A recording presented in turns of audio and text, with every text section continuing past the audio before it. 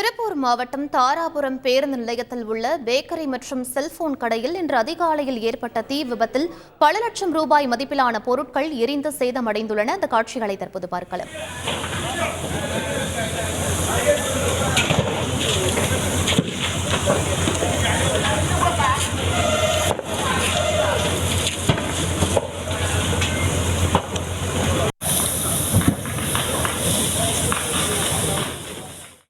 இது பற்றிய கூடுதல் விவரங்களை எமது செய்தியாளர் ஜெகதீசன் வழங்க கேட்கலாம். வணக்கம் ஜெகதீசன், இந்த தீ விபத்திற்கான காரணம் என்ன? தற்போது தீ அணைக்கப்பட்டு விட்டதா? முழு விவரங்கள் என்ன?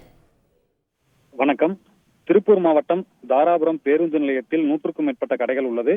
இன்று அதிகாலை பேருந்து வடபுறம் புறமாக உள்ள திருச்சி, கரூர், பழனி செல்லும் பேருந்துகள் நிற்கும் இடத்தின் பின்புறத்தில் பேக்கரி கடை நடத்தி வருபவர்கள் பாலகிருஷ்ணன், பாலாமணி, கிஷோர், அதே போல செல்போன் கடை நடத்தி வருபவர் இளங்கோ, தஸ்லீம் ஆகியோர் நேற்று இரவு 10 மணிக்கு வழக்கம் போல் கடைகளை அடைத்துவிட்டு வீட்டுக்கு சென்றனர்.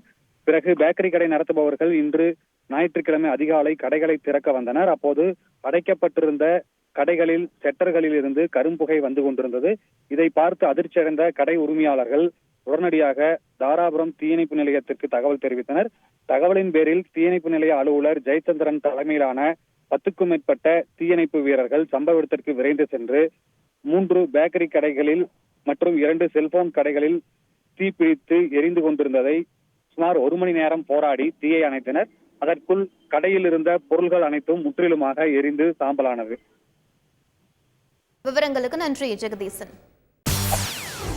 செய்திகளை உடனுக்குடன் தெரிந்து கொள்ள உடனே சப்ஸ்கிரைப் பண்ணுங்க.